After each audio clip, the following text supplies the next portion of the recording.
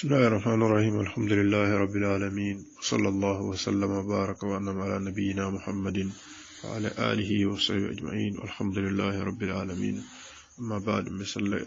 على تنت تبارك وتعالى كسلك وصلى الله عليه وسلم على من تولبي إلى يوم القيامة. أنا أود جنا سنكر ونينا ولا دا تنكلي نيادي نسنكر سمولين نسنكر ولا دالين بقول كونتينيو إن شاء الله تعالى. ndi amata fella ba men wala mun nafile sun fo muso se asunno lenu wala da tanya nyinto ko ma ke ma nyimman duya ngaje ko ni atar nafile sun lom ajanta ke ma yin duyo nyin na batni julu jolom o asa kibar do aya kalamuta barate kala sarto de ko kaje ko faye sun wala kana son kadon alala ko wala tambita mulla kuwot ko alala ya maro nyala juloni wala tambita hadama di ulla hakunyint na ako ina gartan tan konontoni woronja ma hukumu ifradul juma aw sabt aw al ahad bisawm ako munum kitiyoti ka jumo damma so wala sibito damma wala dimaso damma na ako ya konne moyna filiso ke jumo damma tan sibito damma na anin dimaso fana dimaso kumo me alon ka mom bomba ke baru jumo nen sibito wolu bambanta bakele na na barning atara jumo sun tilo men be jumo ko ma jumo ni aramiso sun na mariyo jumo ni aramiso sun walla sibito ayani dimaso sun walla dimaso nin teno ko ma fo nyame o kondir man traje na abo nyala fanan ni atare ni lol fanan benta ko misal ka momo men ka bisu ye sama sun siamu daud e bisu ye sama sun ni lol benda je lol dal fanaje ko fanan kasimanter wo fanala na bal men ko eda jumo ni sibito ni ba sunna anin tilido e nakinyola wala kuma kanti mi alon ko wala ko eda lonna dolbi je men na sibito la karola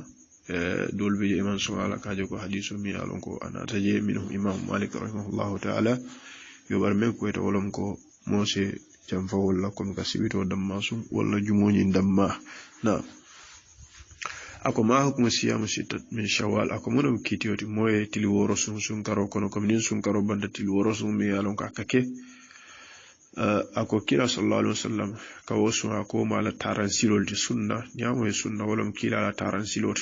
adun ni ko be mo no ma mera ay silo men no ma nyanta tala wala oto kila la taran silolum nyindi ala dino lam nyindi ala albat nyalum nyindi kanyen tili woro ta ka sun ako kala rasulullah sallallahu alaihi wasallam من صام رمضان ثم أتبعه 6 من شوال كان كصيام الدهر أكو مومو سنكرو سن أكو لا يتل ولا براندانو من كرو كون ولا سنكرو ولا كرو من كنا أمين دكو أي سام بيل سن نعم وتنينكم ما تامين دكو ني سنكرو سن تلي وتلي ومتنتي سافرين دي كم سبا سو تلي ورا كده كم سبا تورش yo walla me fonko karoñin kono wata ko matale muslimo katil woro falanso katun imalon febeta rabbalurin sun karnala lolu molbe bannale dinniwlu kebalu meni sasata meni man sasa mo sifa belebe bankan adun e manke moti mi yalon ko isafa alayte garanti la ko ite tafano la woto na sita fana molbe sakata til woro nyin tay hasun rin kam barajo men bije isa sotono na وقال أكو ما حكم من يتعدى صيام 6 شهور يجب عليه أن يصوم في كل عام أكو مومو دالتا تلورس ولا فابي واجب على أياسون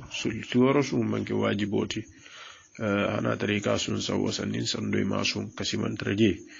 برممو يامرut ولا مسلمو إكيفان كان نافلو لله برين كما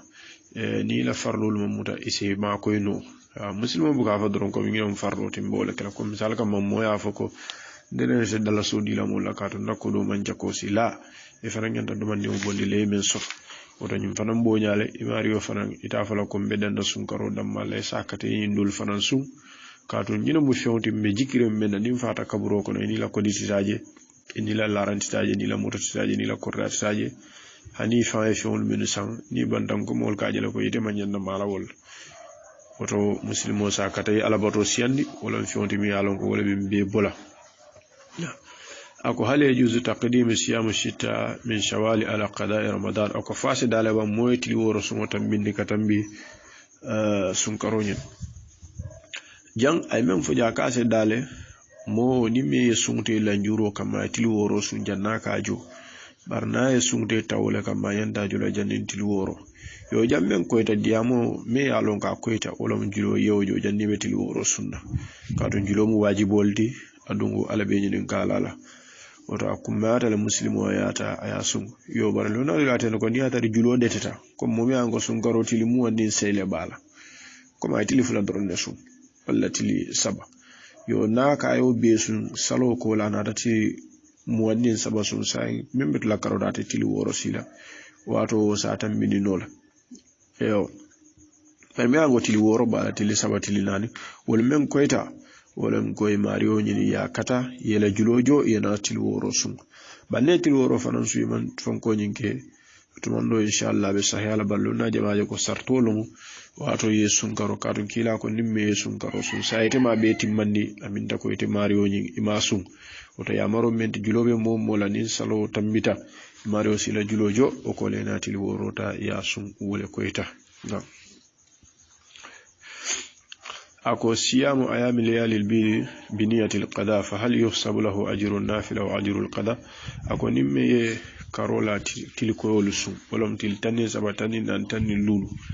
أيانغاني يجلو يوتي فوبا النافلو نبي لفعل أكو جلو يوم فرول أدون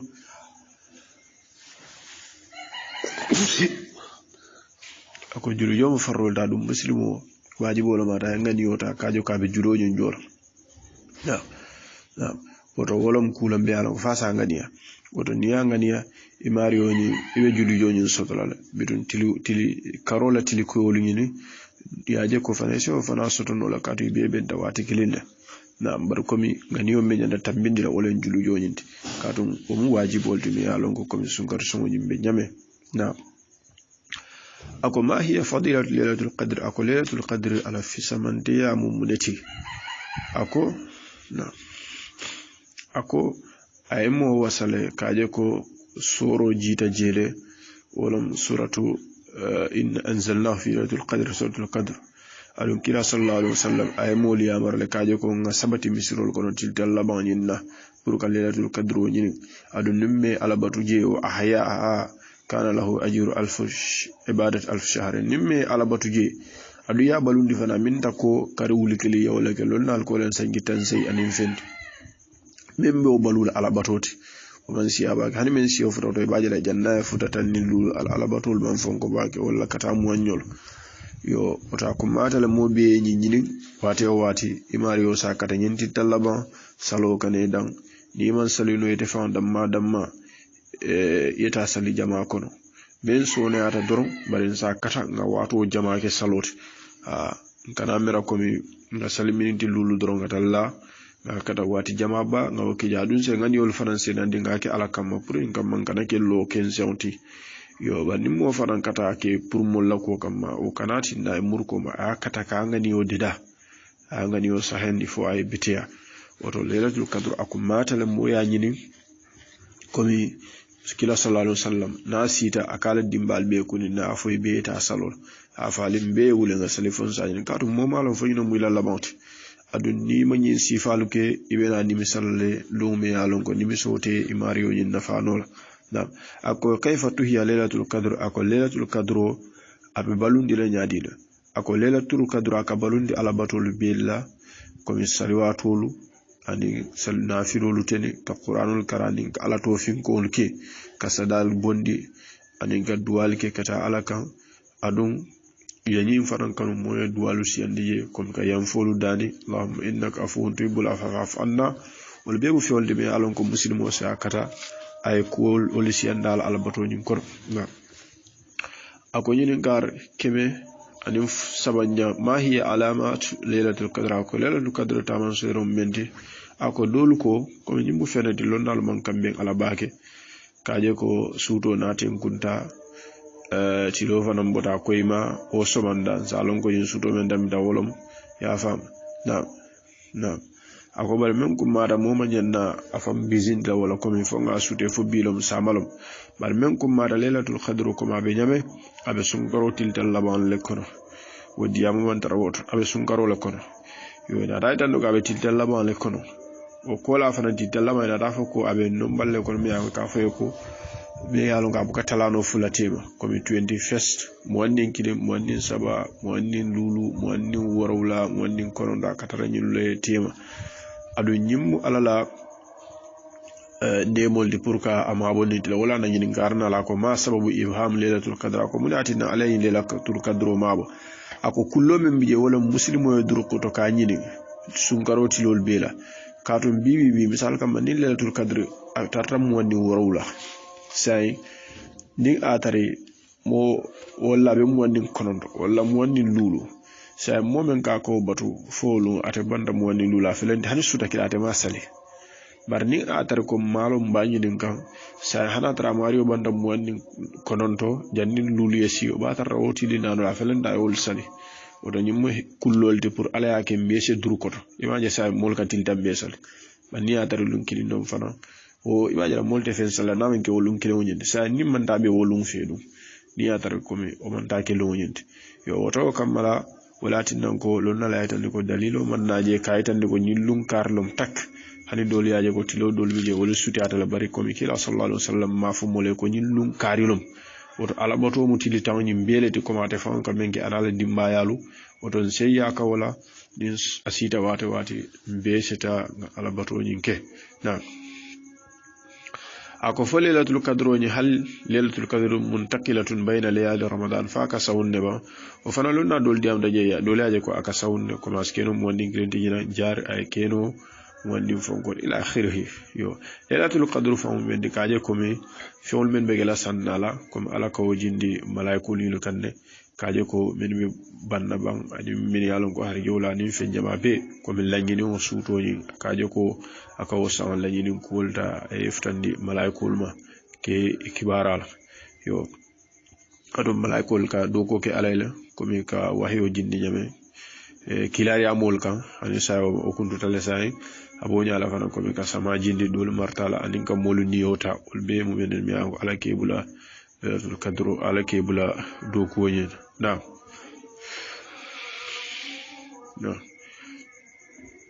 ako ma qawlukum fi man yaskhuru tiwala lailatul qadr wala yusalli al-fajr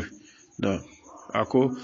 muno mo alla ko makad momi ya lonko akas lailatul qadr be ka nyala ko la buga fajiro sal ako ni mario ni afambali baraji balla adum fende me alonko na mario ke taw aka kuke men se okay o mu fenete me alonko junubole be tarraje wota mario yin sakata ay sila ala nya tabaraka wa taala asalonko hani mo asiyo be ke nafiloti farlo le tambita nafilo ko misal kam mo me million bondi sadati dasilu julo be le majo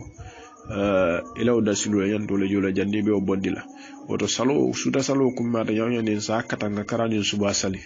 yo fanan men sewo keno ase sone amol bulu medika salindro ke ni akata salo nyin na banda manjam fa suro la bake isaje ko mol se sino do je na banda juna bake fana ko ya ban talan saba mol ka sali talaw worona kana si isaje ko dulu se ilano bandi ya bay nyato dumandi o fana be ka fisiya bake la bar men kuma da momo sakata nin atar wala nan doli ay tan ko ni atar itelan na suda salo ke bali suba salo ite kan da suda salo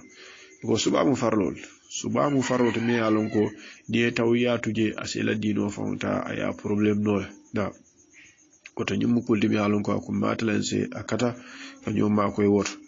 yo nyinin kar lama be mentala bi ako ma da yustahabbu an yaqula fi lailatul qadr ako yemuna kanu muslimo se men fono lailatul qadr wala na ba nyinin na suto luto suda salo nyine ako lailatul qadr yen kanu muslimo nyim fo tun karoti dallaban ko men ahumma innaka afuwun tuhibbul afwa fa'fu annaka je ko mari wete mu yam falal de adu lafta yam folo de yam fumma joman timma wada kana siman kutolake woto muslimo sa kate be nyaaw nyandi ka ala dani pour ay yam fuyima yo nyilla do bandi to mi yalon ko wala sunatan nan bi wa ala nabiyina yo to lailatul qadr ko mi ngay tan nyame akumma atale mo se yakata baake pour ngama mario ay lo ay nyiri aɗum amira wala dañi mi yalon ko labanta diyama wolen duwa me ñanta falan ko allahumma innaka wala mu mario ete mu yam falalti adu lafta yam fala woto se yam fumma woto be duwala wala dañi be landa jande mole kan kumandi telephone to wala tinna recording nyin ka kuntu amira be wala jana inshallah هذا وصلى الله على نبينا محمد وعلى آله وصحبه أجمعين الحمد لله رب العالمين فهو العدانا السلام عليكم ورحمة الله